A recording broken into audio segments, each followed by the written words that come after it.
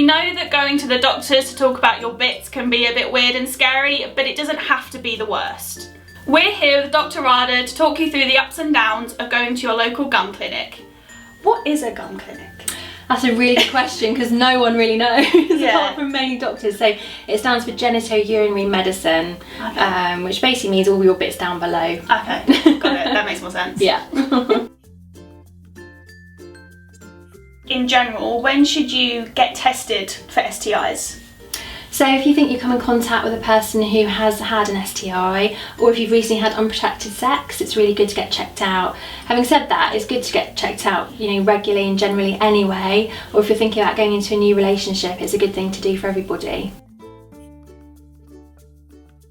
Where can I find a clinic? Yeah, so there are different types of clinics, sexual health clinics, family planning clinics. Your GP also might be able to help and give some advice, but most of the time the sexual health clinics are the ones with the expertise and the equipment and resources to deal with what you need. So basically you can just click on the link in the description and that will lead you to a whole list of different clinics you can go to, or your GP can actually advise you as well. Do I need to be registered with a local doctor, or can I just turn up to these places? So if you visit a sexual health clinic, you don't need to tell them the name of your GP or the practice you're registered with, so anyone can go and you don't need to tell them. It's pretty easy. Yeah, it's pretty easy. It's up to you really whether or not you want to tell them or not. They're not going to probe or ask you too much about it. Would I need to book in advance or call up, or is it like, can you literally just drop into these places anywhere? So it kind of depends on the clinic itself. So some will have appointments only, others will have like a walk-in service where you basically go in and you wait to be seen. The best thing to do is really call in advance to check what that clinic has and what their system is before you go. What if I wanted to give myself a false name? Can I do that? So you can do that, it's totally up to you. It's helpful to remember what name you're going to use, Yeah. so that if you go back you can use the same name again, and also if they've got results or need to get back in touch with you, they've got that information and you remember what name you give them. Okay. Would they judge me for using a false name? Totally not, and no one's going to judge you for actually going. You're going to get a sexual health checkup is really important. You need to look after yourself and be safe. So you don't need to use a false name because it's not embarrassing. We've seen it all before. We're trained professionals, so you're just looking after yourself. Yeah. So I've booked my appointment and I'm actually going. What actually happens when I turn up to the clinic? Yeah, so you'll be seen at the reception of the clinic. They'll give you a form to complete with as little or as much information as you feel happy to give. But remember, you need to give them enough information so they can contact you with results or for support if they need to. What do STI tests actually involve doing? So it depends on what you're getting tested for and also what you've chatted about with them in the consultation. But generally speaking, it tends to be a urine test, a blood test, or a sample from your genital area. If you're worried about any of those things, just have a chat with the clinic beforehand and they'll be able to give you some more information about it. Are any of the tests invasive and will it hurt?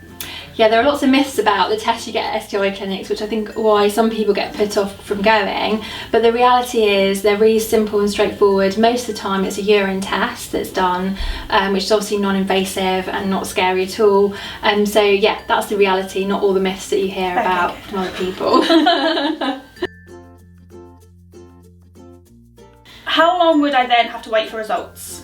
So some results you get back immediately while you're there in the clinic. Other times they need to send things off to the lab to get confirmation of the results. So they might call you back in a week's time for the results, or sometimes they even text you the results. It depends on how you want to receive them. That's good. But just chat to them about when you're going to get them, what's going to happen, and so at least you know then before you leave. What if I do test positive for anything?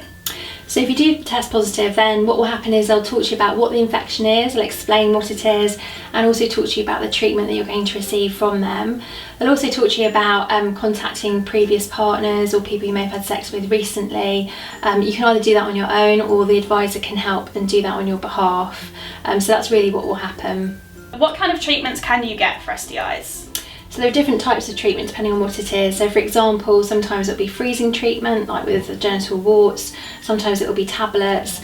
Other STIs will require lifelong specialist treatment. So it's really important just to not put yourself at risk or try and minimise that risk by using the right precautions.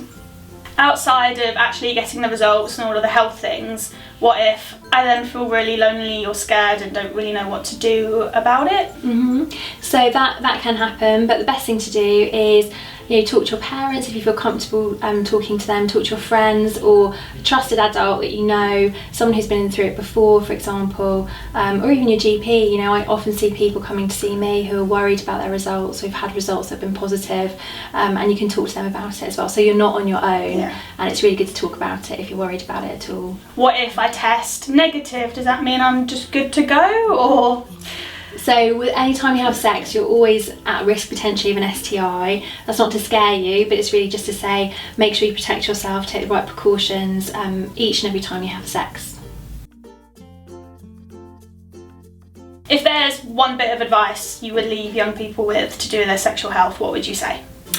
I'd say keep yourself safe and protected, and I'd also say don't feel embarrassed about going to a sexual health clinic. It's really straightforward and you're just looking after your own health like any other part of your health. Yeah, awesome. Thanks for spending time with us. Pleasure. Here at The Mix talking about this. If you like this video, do give it a thumbs up and subscribe, and check out all of other links about sexual health on The Mix's website.